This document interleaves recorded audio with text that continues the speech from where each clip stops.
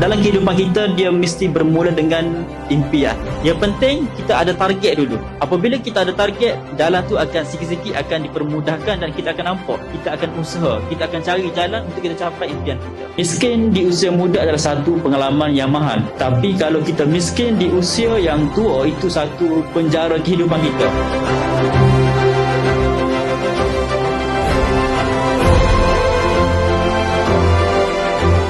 Jenis income ada dua. Pertama, pasif. Pasif ni maksudnya adik-adik tak kerja, duit masuk. Dalam tempoh 2 tahun sahaja, saya buat master sambil saya buat bisnes ni adik-adik. Income saya cecah 5 angka. 5 angka tu maksudnya 10,000 dan ke atas. Itu income saya 4 tahun lepas.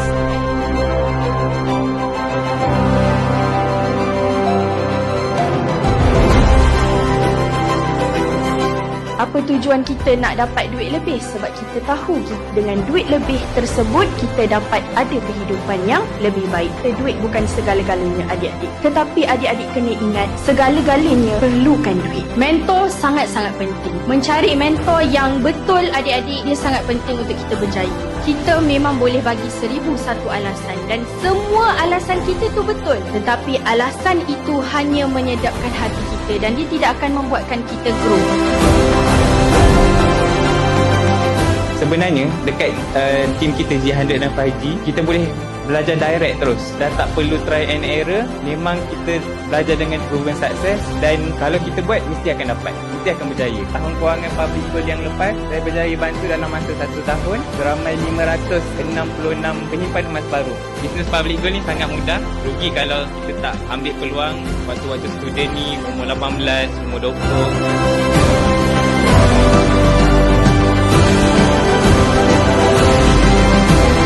Waktu awal saya buat bisnes, macam tak ada lagi event untuk anak muda. Jadi bila ada MPTT ni, saya rasa macam ini adalah peluang untuk saya belajar daripada mereka yang dah berjaya, yang sama usia dengan saya ataupun yang buat bisnes ketika masa lagi belajar. Di usia saya 22 tahun ni, boleh bantu penyimpan emas alihkan lebih 1 juta dalam bentuk simpanan emas. Hasil daripada saya belajar dan sampaikan ilmu, sebab tugas kita sebagai Dewan Public Goal hanya belajar dan sampaikan ilmu saja. Saya dapat percutian VVIP ke Indonesia, tajak daripada public.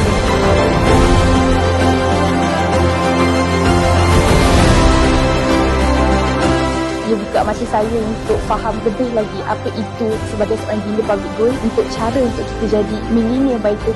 Dia buka mata saya untuk tahu yang sebenarnya untuk menjadi seorang millionaire tak mustahil untuk saya. Saya harap saya dapat jadi sama macam mana achiever-achiever lain untuk saya menjadi seorang millionaire by 30. Bagi saya, MPTT ini sangat berfungsi untuk memberi kesedaran kepada student-student. Kebanyakannya student nak berjaya, nak ada income tapi tak tahu macam mana, tak tahu jalan. Ada achievers yang share perjalanan, jatuh bangun diorang. Semoga lebih ramai bakal-bakal achievers, bakal-bakal MPTT yang mendapat start income.